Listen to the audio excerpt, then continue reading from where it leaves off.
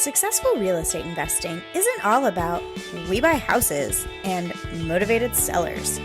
That's the lowbrow approach, and it gives real estate investing a slimy reputation. Gross. There is a better way, a more genuine, human approach.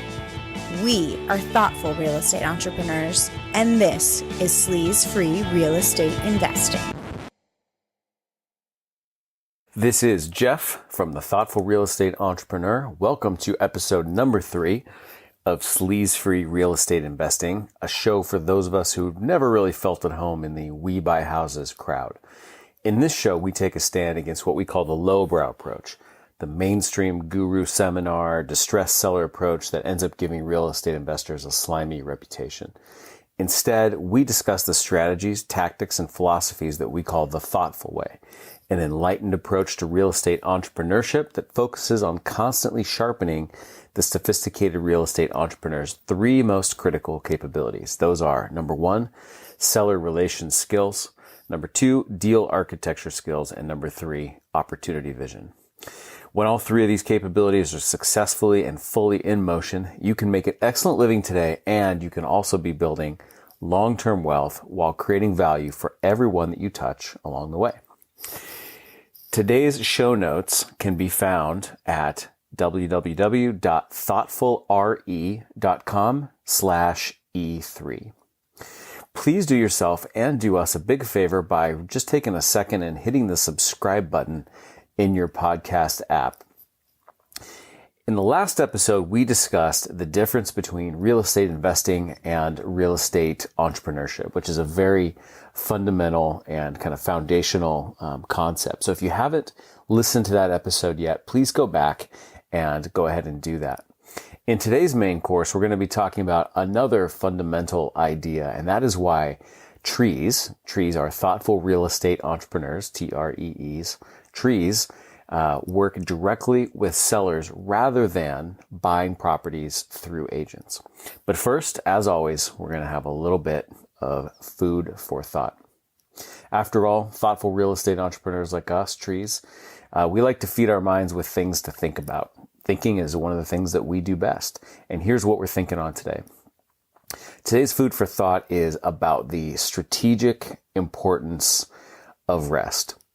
Now, I learned originally from the good people at Strategic Coach, which is a fantastic group coaching program for entrepreneurs that I've been a part of for several years. And I first learned from them the concept that they call free days. And a free day is 24 hours from midnight to midnight in which you're not doing any kind of work whatsoever. You're not checking email, you're not responding to text messages about business, you're not reading an industry publication or anything like that.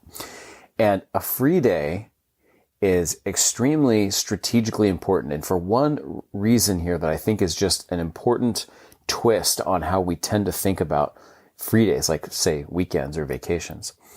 We tend to think as a society that vacation days or just days off, weekends, are a reward for having done well and worked hard in the previous days. So Saturday and Sunday feel like the end of the week, where you worked hard Monday through Friday, and now you've got Saturday and Sunday as a reward. But free days, as Strategic Coach teaches us, are actually not a reward for your previous hard work. They are a prerequisite to you being at your best in the future. So a good Saturday and Sunday, and a free day, of course, doesn't have to be Saturday or Sunday. It could be any day.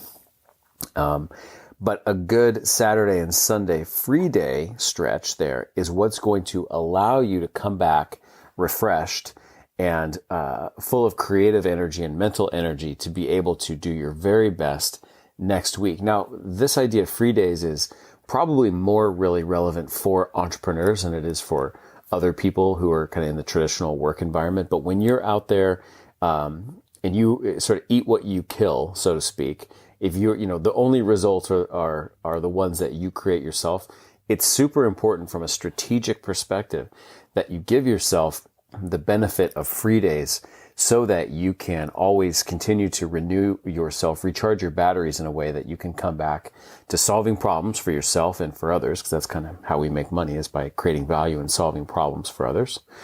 Have your best energy to do that. I was just on vacation for the last 3 weeks, in fact. And the importance of that vacation is, it's hard to even state it, because when I left, I had a million things on my mind and things stressing me out and problems that needed to be solved. But I just no longer had the mental energy after several months of not really having vacations or very many free days at all. But now I come back and I'm recharged and I have that mental energy and that capacity to tackle things and be at my best. And being at my best is what I deserve. And frankly, it's what the world deserves. It's what you as listeners deserve. So don't let your free days and your rest days get bumped. They are actually not a nice to have reward for your previous performance. They are a prerequisite for your doing a great job in the future. So don't let them get bumped. Do not let them get displaced. That is today's food for thought. And that means now we're moving on to the main course for today's episode. And the main course for today's episode is why thoughtful real estate entrepreneurs, trees, work directly with sellers to buy properties as opposed to working through real estate agents to buy properties. Now, it's funny. This is so fundamental, this concept right here. And I'm glad that we're getting to it here in episode number 3, because it is just like the foundation upon which so much other stuff is built that we're going to be talking about. And even this topic itself isn't something we're just not going to knock it out here in one episode. We're going to be kind of walking around this topic in so many different ways over the course of many episodes now and in the future. We're going to be triangulating this topic from a lot of different angles in the future. But today we want to kind of kick off the discussion. To a thoughtful real estate entrepreneur, this idea of working directly with sellers is so absolutely intrinsic, and it's so hardwired into how we operate that it's almost difficult and awkward to step back and realize that you need to explain it. To even figure out how to explain it. It'd be like asking somebody, why they breathe or how they breathe. You just sort of, when it's such an ingrained habit, and a way of thinking, you just take it for granted. But this is just what thoughtful real estate entrepreneurs do, because once you start doing this way, anything else kind of starts to seem a little bit nuts. And we'll get to that here in just a few minutes. Now, first of all, a few important disclaimers. Okay. Please hear me when I say that this is not to say that real estate agents are bad. This is not to say that real estate agents don't do a good job. In fact, many of my thoughtful real estate entrepreneur friends and peers have real estate licenses themselves, and they do a great job with it. So the existence of a real estate license is not relevant to this topic. Many of you guys listening today might have real estate licenses as well. There is certainly a very important place for real estate agents in the world, even in my own world. For the mainstream buyer, the person who buys a primary residence or maybe one rental property every 7 or 8 years, absolutely. That's what makes by far the most sense. And even as a professional real estate entrepreneur, I almost always sell my properties through agents. And I've got my reasons for that, and which, we'll talk about those when the time comes too. So this is not a podcast about how agents are inferior, but rather this is a podcast episode about how working directly with sellers is superior to working through any type of other intermediary. Because first and foremost, as a thoughtful real estate entrepreneur, I am a buyer of real estate. I am a seller of real estate occasionally, but I am first and foremost, and every day, I am a buyer of real estate. And I don't do that through agents. And what we're saying here is that when you are a thoughtful real estate entrepreneur, buying property is your main thing. And if it's your main thing, you can't really be outsourcing that, and you can't really be keeping yourself at arm's length from the people that you are going to be trying to do business with.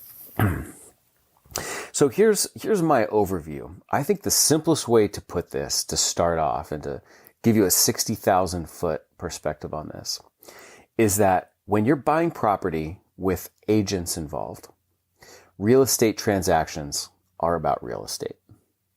But when you're working directly with a seller to buy a property, they're about people. And that is a key distinction. And when you think about that and extrapolate that out a little bit, it's almost like we're not really talking about two different ways to buy real estate. We're almost talking about two completely different games. Are we playing the real estate transaction game, or are we playing the people game that leads to real estate transactions? It's almost like two totally different games that you can't compare apples to apples. I often, when I'm talking to sellers and if it comes up, the idea of working with an agent or without an agent, one thing I often give them is this visual. And I want you to picture this too. Picture a music studio or recording booth, and there's an audio engineer sitting in front of a giant mixing board in that music studio. And the mixing board has got, 1,000 dials on it, dials and buttons and all sorts of things. And you look at it and you're like, wow, what does all that do? How does anybody keep track of all that? Well, in this metaphor, those dials represent all of the many, many different things that can be adjusted, tweaked, customized, and whatnot in a real estate transaction. There are so many things that you can make little adjustments on. But when they're selling a property through an agent, it's almost like that whole mixing board just gets boiled down to like a big board with one huge crude dial in the middle called price. And to change that dial, you've got to grab it with both hands and in a big sort of obnoxious manner, twist it. So you could have 1,000 different little dials, one of which would be price and lots of other things, or you could just have one big, huge, crude one. And I think that when you think about it through that lens, is just kind of crazy. I mean, what's the likelihood of being able to adjust the perfect mix in that audio booth when there's only one big giant dial to work with and not all of the smaller things to consider as well? So in order to do a deal of any type, not just real estate, but in order to do a deal, you need agreement, right? To get a deal done, you need agreement between the buyer and the seller. I don't think too many people would argue probably with that assertion. And the word that we use to describe that process of trying to find agreement is the word negotiation. So negotiation is about creating agreement. And again, I think that's probably not something most people would object to or argue with. But while most people would probably accept that premise that negotiation is about creating that agreement, most people would have a different definition of what negotiation is and how it works. And most people typically feel that negotiation kind of goes like this. Both parties come to the table, they say what it is they want, and then negotiation is the process of the discussion, the debate, and the compromise until both parties, either get what they want or they decide that they can live with the outcome and they both feel it's, quote, fair. That's what most people feel like negotiation is. And there are different words and expressions people use, like meet in the middle or, sacrificing this and that, compromising. But that's more or less what most people think of when they think of negotiation. But as a thoughtful real estate entrepreneur, this is a critical distinction. Your job is not to come to the table and state what it is you want and then represent it and defend it to your seller. That's not your job. Your job is to lead, facilitate, and shepherd a conversation towards agreement. Okay? Your job is to lead, facilitate, and shepherd a conversation towards agreement. Now, in that sentence, I didn't say anything about saying what you want, stating what you want, defending it. I'm saying your job is to lead a conversation, shepherding it towards agreement. And you do that by working really, really hard to get to know what would be agreeable to the seller. If you want to create agreement, you have to understand what would be agreeable to the seller. And then you have to craft a proposal, and I'm very careful and deliberate about using the word proposal, not offer. Crafting a proposal that fits what you believe would be agreeable to that seller based on what you've learned from them. Okay, so your job is to lead and shepherd the conversation to agreement, and you do that by getting to know what would be agreeable to that seller and then crafting a proposal that you feel fits into that. So if you have to figure out what would be agreeable to them, then you have to be able to understand and see the picture completely and clearly. Okay. So I've always felt like buying property through an agent or trying to buy property through an agent is like watching a movie in low resolution. It's pixelated. It looks like it's coming in from about 500 miles over the rabbit ears away. It's black and white, and you're squinting at the screen. Like you think you know what's going on maybe in the picture, but in truth, you can barely even make out like the main shapes. So you might not realize just how unclear your vision is, but you can't really see it. Low res, pixelated, black and white, and you're kind of squinting at it. But if you're working directly with sellers, that's like watching the same movie in 4K HD high def, and you can see all of the details. Not too long ago, my wife and I got a different TV. And when I first turned on a soccer game, which is my favorite thing to do and watch, I thought, oh my gosh, I didn't realize that it was really possible to be able to see the players' jerseys and the folds in their jerseys from on TV the way that I was seeing them now, because my TV was upgraded and it was much higher resolution. I remember when my brother got glasses and he was in high school, and I remember hearing that he said something to the effect of, I never realized it was possible to see the leaves on a tree so clearly, or see both sides of the leaves on a tree. He didn't even know what he was missing until he got the glasses. And then he realized all that he had been missing before. And that's kind of what it's like if your point of reference is you've been working through agents to buy real estate in the past. Starting to work directly with sellers is that same kind of experience. You start to see the picture in high def, and you didn't even realize that it was possible to see that before. And then, of course, you have the old telephone game effect often when you're working with realtors, because if you're the buyer, you have a realtor, the seller, they've got a realtor. Now, it becomes a pretty literal game of telephone. And we all learned in elementary school, how that goes. Things get lost in translation pretty darn quickly. In my experience, by and large, the worldview of agents is that they don't really need to know why their seller wants what they want. In fact, sometimes they think it's none of their business. Almost as a badge of honor, it's like, I don't care why my seller wants what they want. I just know what they want, and it's my job to go get it. And I do think that agents tend to try hard not to let things get lost in translation. But the effect is that while they might not get lost in translation, they do get dumbed down.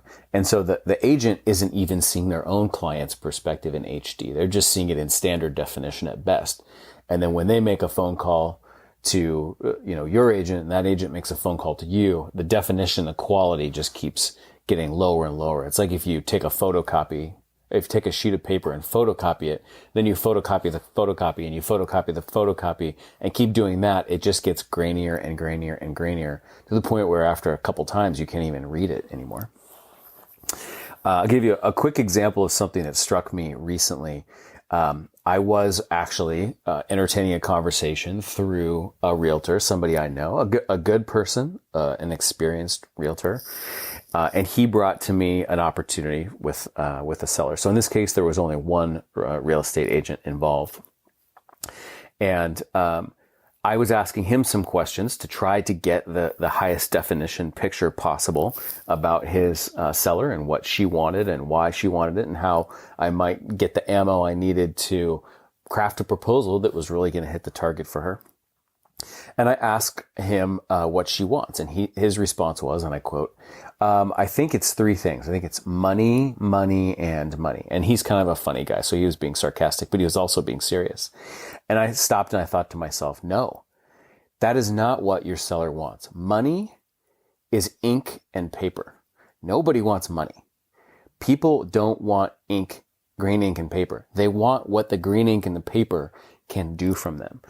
So this seller doesn't want money. Maybe she wants to take a trip around the world with her grandkids before they go off to college because she thinks that's the last dedicated time together she might have with her kids before they become adults, grandkids. Maybe she wants to buy her dream car. Maybe she wants to pay off her house because of some deep-seated belief that debt is bad, and that's been her goal all along. If you don't understand what somebody wants to do with the money, then you really have no insight at all. And because everybody can sort of just say it comes down to money, but it's always much more detailed than that, because nobody wants green ink and paper.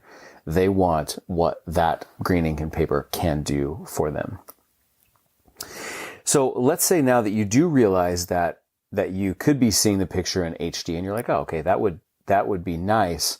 But why is it that would be that helpful? What good would it do for you? How would it be valuable to you?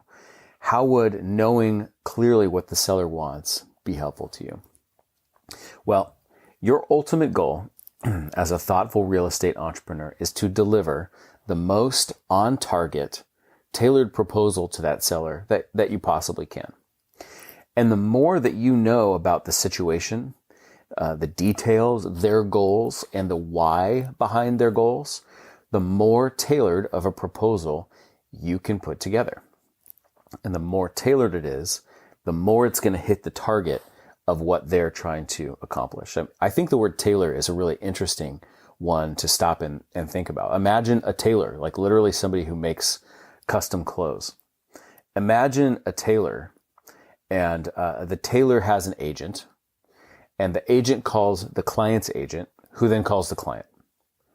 And the client says what they want, and then tells their agent, and their agent calls the tailor's agent, who calls the tailor, and what the client's agent tells the tailor's agent back, and then ultimately tells the tailor is, they're a size medium. Okay, how good of a suit can that tailor make for that client if that's the level of understanding they have? Like, nobody took any real measurements. They just sort of said, yeah, they're a medium. We don't have the inseam. We don't have the arm length. We don't have the neck size. We don't have any of that information. That tailor is not going to do a very good job creating an awesome suit that's going to make that buyer of the suit very happy, because they can't talk directly to the client. They can't find out how are they going to wear the suit? What context are they going to wear the suit? What do you like about the other suits you've had that are great? What do you like about other people's suits when you see them? Let me get out my tape measure and measure a few things, and let's talk about it. If you know all the dimensions down to the 1/8 of an inch as a tailor, you're going to make a much better suit. And the same thing is true in real estate. As you're creating a proposal, if you have measured the seller, so to speak, by getting to know them, getting to know their situation, their goals, everything about it, you're going to be able to put together a proposal that is so much better than it would otherwise be. So all this to say is that to create agreement, you must know the audience that you're trying to create agreement with. You just can't do it otherwise. As we say at the end of the podcast, solve the person to unlock the deal. That is so key here. You can't unlock the deal unless you've solved the person, and you can't solve the person unless you understand who your audience is. And you can't understand who your audience is without communicating directly with them. You cannot do it from a distance. You cannot do it at arm's length. So here's what I do. Every time I'm in a situation where I'm talking to a seller, which is pretty frequently, that is the main objective of my business, of course, is to buy property. I'm asking myself this. Okay, I'm asking myself, how can I craft and then present a proposition that I want the seller to agree to in a way that best fits into the seller's existing thoughts, beliefs, and opinions? Okay. In other words, I want to deliver a proposal that's deeply tailored to them. Okay, I'm going to repeat this sentence because this is really important, and I'd like you to get this word for word. How can I craft and then present a proposition I want the seller to agree to in a way that best fits into their existing thoughts, beliefs, and opinions? Because if I can do that, if I can deliver a proposal to them, a proposition that I want them to say yes to, and I can deliver it in a way that already just fits perfectly into the way they already think, then guess what happens? There's no friction. I'm not trying to change their beliefs. I'm not trying to change their thoughts. I'm putting my proposal in the context of what they already think and believe. When there's no friction, they say yes. And not only do they say yes, they often say yes and they say thank you. They're grateful to have had something tailored just for them because, they go, oh my gosh, this so perfectly hits it. You have understood exactly what it is I want to accomplish. One of my favorite things to do is when I'm going to present a proposal is I like to verbally recap to them. Here's what I understood your objectives to be. Let me give these back to you and paraphrase them because I want to make sure I got it right. I want to make sure I understand the target correctly. And so then I'll say, here's what I understood, this point, this point, this point. And it's amazing to see the look on people's faces when they're like, yes, thank you. I feel so heard. I feel so listened to. You understood that perfectly. And that right there pre-frames everything you're now going to say. Your actual proposal is already pre-framed to be something that they want to say yes to because they feel like you've really listened to them and understood them. So if I'm going to do this, if I'm going to craft and present a proposal to them in a way that fits with their existing thoughts, beliefs, and opinions, then I must collect those thoughts, beliefs, and opinions in advance, right? I can't fit something into those thoughts, beliefs, and opinions if I don't know what they are. So I have to collect those first. And again, you just simply cannot do a good job of doing that if you're at arm's length from somebody, if you're playing telephone from somebody. You have to be doing it directly with them. And frankly, you're also way better off, way better off doing it face to face. Doing it over the phone is certainly a million times better than doing it through intermediaries like agents. But even doing it over the phone is inferior to doing it in person. And so that, to go back to our TV analogy, that the picture that you're getting over the phone is in color, but it's not HD. It's more like standard definition. So it's better than nothing, but it's not anywhere near what it's like to be face to face with them. So how do you collect these insights about their thoughts, their beliefs, and their opinions? Well, you do it in two ways that go together. You observe and you act very perceptively. When you show up at their home, you're literally physically observing what you see around you. You're observing what you see about them, about their living space, about how they act, how they walk. Is somebody limping because they've got a bad back? What types of pictures are on the wall? What music might be playing? Has this place been remodeled in the last 40 years? Are you sitting on what feels like your grandparents' couch? What types of cars are in the driveway and in the garage? All sorts of things. Like there's a billion clues in somebody's house that you're observing and you're being perceptive about. If they've got a picture of like Ronald Reagan hanging on the wall, that tells you something about them. That tells you something about their thoughts, their beliefs, and their opinions. So it's observing and being perceptive is the first thing. But the second thing, and this is where I would suggest you focus more of your time at this point, is learning to ask great questions that are designed to tease out those thoughts, beliefs, and opinions for them. It's like asking a question that opens a door for them that they can just walk right through the door and tell you what they think and feel and believe about certain things related to the deal and even unrelated to the deal. So I'm going to give you a real life example from my own world in the last 15 months. So about 15 months ago, I sent a letter to the owners of several small multifamily properties. So like, let's say 5 units to 8 units in my city. And one of these recipients called me back. They were the owners of a 5-plex. And again, my list was crafted by people who owned 5 to 8 unit plexes. They had owned it a long time. I think I put my filter on my list at like 10 years or more. And the reason for that was I wanted a list of prospects that I was reasonably certain would have a lot of equity because they'd owned it long enough that, it could have been paid down, and the market had changed a lot in those 10 plus years. And probably most importantly, people who've owned a property that long are probably now looking at a capital gains tax issue. They're going to have a big gain due, and there's only a couple ways that they can really handle that. I love people with capital gains problems.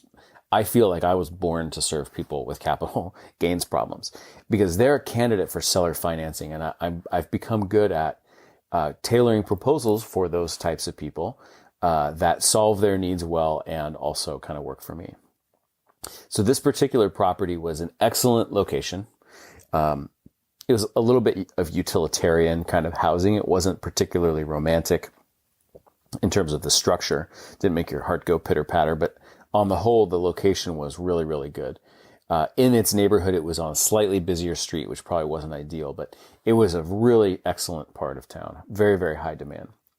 So I get a call from the seller. We have an initial phone conversation, and as I do, I basically try to get off the phone as quickly as possible with him in favor of getting together face to face. So I show up the next day at their house, and I'm sitting in their living room. And I'm knowing, based on what I already know about this property, I know that ultimately what I'm hoping to get to here is a seller financed proposal. I'm pretty sure that these folks are going to be a good candidate for it. I'm pretty sure that there's room to increase rents to market rents. I'm pretty sure that based on this, just roughly speaking, I could probably pay upwards of about $1 million and make this deal work. So I just come in with these kind of broad parameters in my mind. But now, am I going to come right out and kind of tell them and offer them what it is that I want, and then start kind of defending and representing it to them and trying to compromise with them to match what it is that they want? No way. Not even close. As a matter of fact, I'm not going to say anything about what I want at all. So here's what I did. The first several minutes of the conversation, nothing to do with real estate, nothing to do with this property. I'm getting to know them. I intentionally delay talking about the real estate as long as I possibly can by asking them questions about the other stuff I see around their house and in their room. How long have you guys lived here? Oh my gosh, you've lived here since the 60s. That was the answer, by the way. Holy smokes, that's a long time. So you have kids? Oh, great. You raised your kids here. Oh my goodness, you must have seen a lot of change here. I mean, you must have been one of the only houses kind of on this particular hill at that time, right? We had this long, nice conversation about nothing to do with this piece of property that I came to discuss with them. We built rapport together. I got to know them. They got to know me, and we decided we liked each other. Eventually, as the conversation naturally progressed, I asked them some questions about the property that I had sent them the letter about. And I asked them careful and targeted questions that were designed to uncover those existing beliefs, thoughts, and opinions. So I asked them, for instance, why is it you feel that right now is the right time to move on from this great property? Obviously, it's been a winner for you. Why is now the right time? I asked them, let's say you do, get something taken care of here that you really like and feel good about. What are you going to do with your newfound time? I asked them more broadly, like, how is it that you would like to see all of this come together? And through this sort of series of open-ended questions in which I'd ask a question and then just be quiet and listen very, very, very carefully, take excellent mental notes. Here's what they voluntarily told me. They told me that they knew that the tax value of this property was over $1 million, but that they felt that was, and I quote, out of sight. They thought that was kind of a ridiculous figure. So again, they're not telling me what they want, but they're giving me a real important reference point of a number here. It's like a marker. It's like a bookend, right? So we know this conversation is not going anywhere north of $1 million because they've already said they think $1 million is crazy. They told me that they were hoping to sell the property on a contract, meaning seller financing, for two reasons: to defer their capital gains and continue getting income without needing to do a 1031 exchange. So inside, at this point, inside only, I am just fist pumping because this is exactly what I was hoping to hear. And I opened the door and they walked right through the door. They told me that the husband wasn't in as good of health as he had been in terms of his mobility, and his hip hurt, and he didn't want to have to do the maintenance any longer. And there was a little bit of maintenance that needed to be done. They told me this was October, by the way, when I was sitting with them, and they told me that they wanted to close the following year for tax purposes. So they wanted to kick their the gains that they would be paying on the sale of the property or a down payment or anything into the next year, which would mean then they wouldn't have to deal with it until the April following that, right? So it'd be like punting it out another 15 or 16 months for them. They told me that they had received another offer from the property or on the property, which they had countered. And then they never heard back from the person who made the offer, which they thought was really weird. And that offer was structured as a cash sale or a financed sale where the buyer would go get a loan. So I learned a ton from them, a ton of super valuable information just by asking a couple well-placed questions and then just being quiet and listening. I also really wanted to know if I ideally could get it from them, what it is that they had been offered that they didn't like before. So I asked, would you mind telling me what it is that the other buyer had offered you that didn't feel like a good fit? And the husband said, we'd really like to not do that. We'd rather just have you, make your best offer to us. Okay. That's not a surprising answer. I've heard that answer a million times before. So, but in this case though, I knew they had countered. And so I thought to myself, why don't I try to come at this question from a slightly different angle and see if I can get just as valuable information? I said, okay, sir, I totally respect that. If I may ask, if you wouldn't mind telling me, would you be comfortable telling me what it is that you countered their offer at? Because I would like to make sure that my proposal is as on target for you as possible. So any insight you have around that would be super helpful to me. And he said, okay, I understand that. Well, we countered at $850,000. Okay. So he didn't answer my first question about what was offered to him, but he ultimately gave me more important information, which is he might as well have looked me right in the eyes and said, we would take $850,000 for this property. So I said, okay, I understand. I appreciate you sharing that information with me. So at this point, inside, I'm going, this is all like green lights in my mind. I already know that this deal can work for me. They've just voluntarily given me nearly all the information I need to make an awesome proposal to them that I personally would be very happy with too. The only major element I guess I didn't have any information on was interest rate. What if we did do seller financing, what type of interest rate would they expect? But from the context of this conversation, I felt like these are pretty reasonable people. These are people who are probably thinking about normal mortgage rates as their point of reference. And so I just said, okay, I can deal with not knowing that one particular element.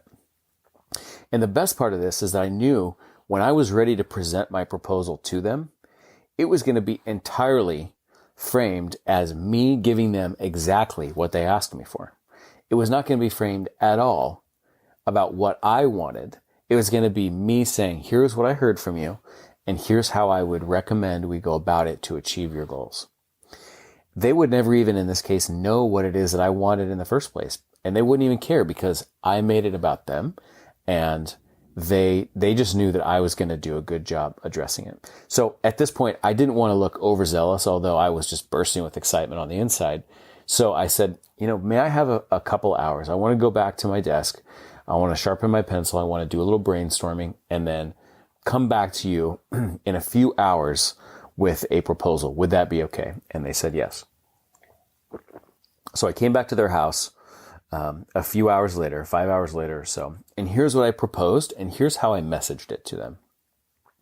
I said, and I remember saying this pretty much verbatim, I said, is it safe to assume that if I could give you the price that you had countered your other offer at, and I could structure my purchase at that price in the tax-deferred way that you want it structured with the contract, I assume that would be a good thing for you. Is that a fair understanding?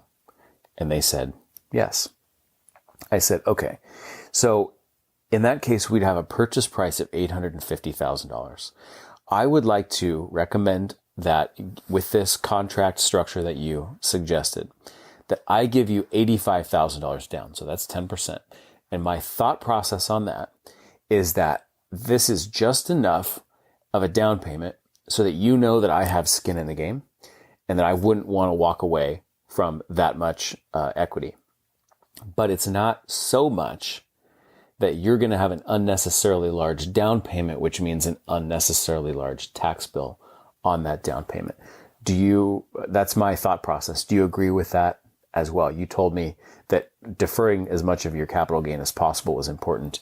Do you agree that that hits the mark? And they said, yes, we agree with that thought process. And I said, okay, well, let's talk about when we might be able to get this transaction done. I said, I know that you're excited to get this handled soon, but I also know that you're hoping to get it closed next year simply for the tax purposes. I got to be honest, I'm really excited about this. Frankly, I would like to close this year, if at all possible. So I had an idea. And my thought was, for the purposes of putting most of your gain into next year, how about I give you your down payment, which we just said would be $85,000 in two chunks. I'll give you $20,000 at closing in December. And then like February 1st of next year, I'll give you the other $65,000. So there's your $85,000, but we've put most of it, we've closed the transaction this year, but we've actually put most of the gain that you would be paying tax on into next year. Do you think that makes sense as well? Do you agree with the rationale behind that? And they said, yes, we agree with that rationale as well. I said, okay, great. So we have an $850,000 purchase price. We have an $85,000 down payment. So we have $745,000 that we're going to put on a promissory note. And the collateral for that promissory note will be this property that I'm buying from you.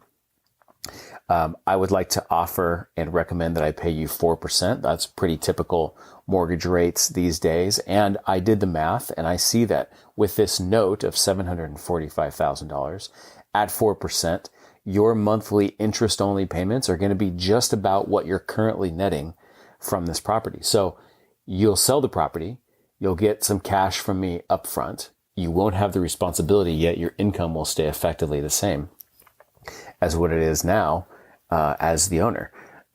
Then in 10 years, we'll have a balloon payment and you get the rest of it then, and you can then deal with your capital gains bill at that point. Do you agree that that meets the goals that you mentioned to me? And they said, yes, we agree.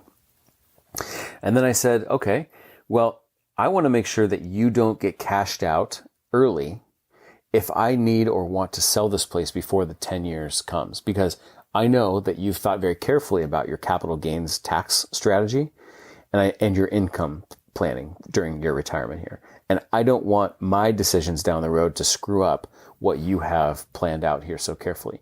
So what I'd suggest is that we write in something that gives me the flexibility to substitute the collateral on this note to a different piece of property that I own if I want to or go to sell this property, so that we keep your loan in place all 10 years and you don't get cashed out unexpectedly and then sort of deal with the problems that come from the unexpected cash out. Do you agree that that makes sense for your goals? And they said, yes, we do. I said, great. Well, I think with those things in mind, we can probably close in about 4 weeks. I would like, the only thing I really need to ask you for is just a short contingency period to do my due diligence, do some physical inspections, take a look at your leases. I think we can close in 4 weeks. I'd like to give you $5,000 of earnest money and take it right to the title company today. Would that work for you? And they said, yes, we agree. That makes good sense. So that was the nature of our deal. And all of those things are like exactly what I would have ideally wanted to offer them in the first place, but I never even had to say what it is that I wanted. Instead, I gathered information and insights about them from them by being face to face with them. And then I framed my proposition in a way that aligned with what they wanted. Now, it worked great for me too, but the conversation wasn't about here's what works for Jeff.